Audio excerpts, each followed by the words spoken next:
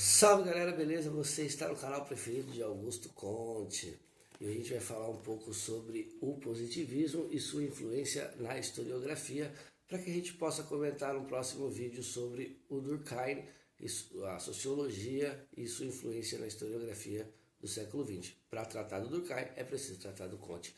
Então é por isso que a gente está aqui. Deixa seu like, seu comentário se você tiver alguma dúvida. E se inscreve no canal aí que a gente está agora com a meta de crescer assim astronomicamente. Falando de historiografia, né? Porque um dia eu vou vir falar de história aqui. Bom, vamos lá, sem delongas. O positivismo. Bom, a gente viu no vídeo passado, é muito importante que você confie no vídeo passado, sobre o historicismo e o Leopold von Ranke, que vai ser justamente essa corrente chamada de historicismo, muito influenciada pela razão iluminista, mas também pelo romantismo alemão, por uma ideia bem de dimensão histórica já, como a gente viu, o Gasparetto Figo, que já falava em anacronismo, de fazer uma análise de acordo com o espírito do tempo que você está querendo entender, que cada período tem o seu próprio modo de ser no mundo, isso é muito interessante. E também um iluminismo ali, no sentido já de diálogo com a filosofia da história e tudo mais.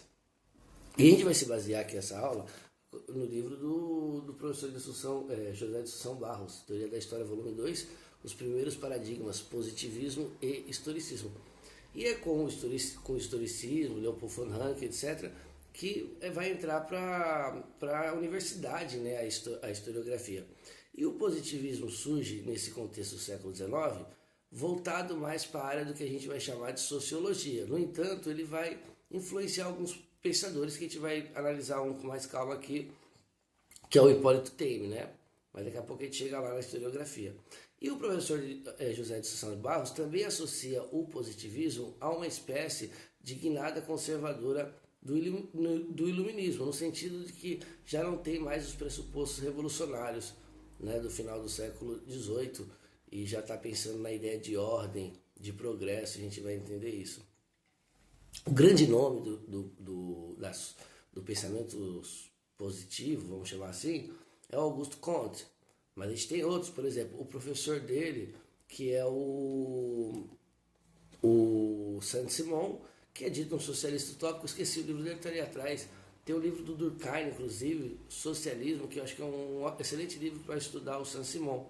E ele já está pensando em entender aquela sociedade industrial, né, pós primeira Revolução Industrial, na Inglaterra, na França, na Europa, de modo geral. E ele vai, o Saint-Simon, eu não vou poder falar dele aqui, mas ele vai, por exemplo, entender a classe dos produtores, como dos capitalistas e dos operários, como uma coisa só. Ele vai ser influente no pensamento social, aqui você vê que ele era professor do Augusto Comte, mas também no pensamento socialista, mas isso não vou poder me alongar muito, tá, gente? E o Augusto Comte, num dado momento, vai romper com as ideias de Saint-Simon, que é um pensamento ontológico, vamos dizer assim, que vai por várias áreas, até a religião, e vai desenvolver aquilo que vai ser conhecido como física social, ou seja, vai emprestar métodos de outras ciências, como a física, né, e tentar aplicar nas ciências da sociedade, tentando encontrar, e aí é o grande traço iluminista, leis universais, padrões de funcionamento da sociedade. E isso também vai ir para historiografia. Essa ideia é universalista, muito iluminista, do Kant, do Hegel e etc. Eu não vou poder entrar aqui no tema da filosofia da história. Um dia a gente comenta aqui. Ou seja, de alguma forma, ele buscava compreender estruturas, mas o método que ele utilizava era o da física, né? O que ele chama de uma física social. Buscar ser tão neutro quanto a física, isso é antes do próprio Ranke, do Comte, mas vai ser um dos padrões do positivismo, diferente do estoicismo, que a gente viu que reconhecia a subjetividade do pesquisador, aqui busca-se a neutralidade do pesquisador. E diferente do historicismo, que a gente viu que buscava especificidades, nacionalidades, regionalidades, o positivismo ele vai reconhecer as especificidades, as regionalidades, mas vai entender que é melhor buscar o que hoje chama de estrutura, né? Leis gerais, padrões de funcionamento que ajude a explicar aquela especificidade. Então isso é mais importante para o positivismo. E o empréstimo do método da física, nesse sentido, com a ajuda de compreensão da sociedade. Então, uma física social seria aquilo que a física chama de movimento, a sociologia positiva vai chamar de progresso. E aquilo que ela chama de estagnação, a sociologia positiva vai chamar de ordem. Né? E tive a influência do positivismo, por exemplo, na bandeira do Brasil, por conta de uma série de questões da Primeira República.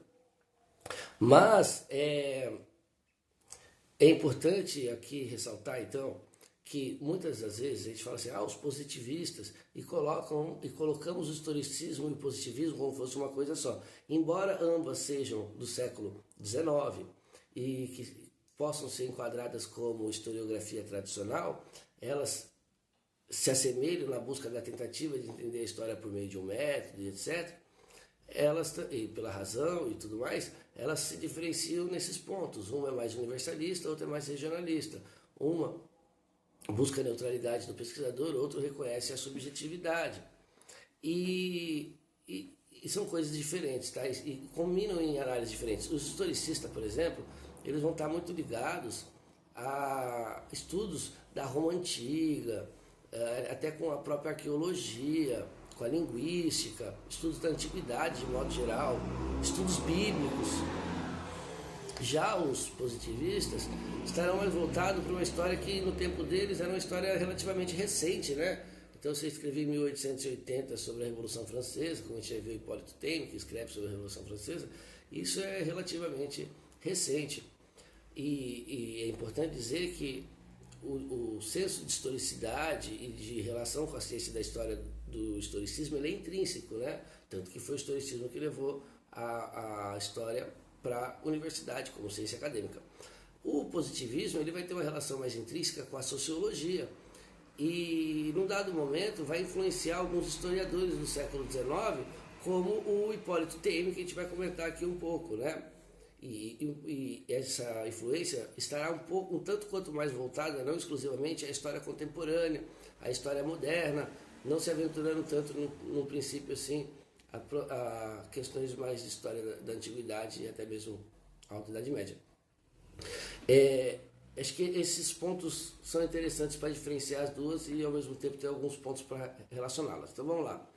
Há, de certa forma, o que a gente pode classificar como determinismo geográfico do meio sobre o indivíduo, da raça e do contexto histórico. Isso é muito forte nas análises positivistas de modo geral. E aí a gente já percebe a diferença entre a obra do Taine com a obra do Ranke, né? O Ranke, História da França, História da Inglaterra, História dos Papas, que talvez seja menos nacional, mas vai focar muito ali na Itália. História dos povos teutônicos, né? Eles têm também, da monarquia otomana, espanhola. E aqui o Hipólito Taine, que é de uma geração um pouco mais para frente, né? Ele nasce em 1828 e morre em 1893, portanto vive boa parte ali do século XIX, sua produção intelectual sobretudo. Ele vai produzir algumas obras, né? História da literatura inglesa, Filosofia da arte, o regime moderno. Você vê que ele está num recorte temporal bem mais reduzido aqui, né? Conta talvez do seu método. E vai escrever bastante, e talvez a mais conhecida, a história da Revolução Francesa, né?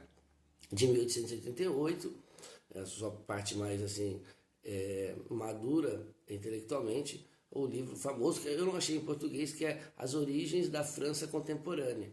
E até hoje é um clássico assim, da historiografia. Você vai ler a história da França, da Revolução Francesa, você começa ali pelo Hipólito Taine. Então, acho que é isso. Essas são as bases, né? E é nesse meio positivista, aluno do Comte, que vai emergir Émile Durkheim, com as regras do método sociológico, falando, não, a gente não tem que emprestar o método da física, a gente tem que criar o próprio método sociológico, que é a regra do método sociológico aqui, que a gente vai estudar no próximo vídeo. E este livro vai influenciar muito o Marc Bloch, a Apologia da História, em dizer, a gente precisa criar um método específico da história, com objeto próprio. Então é isso. Deixa isso para o próximo vídeo, Durkheim. Valeu, galera!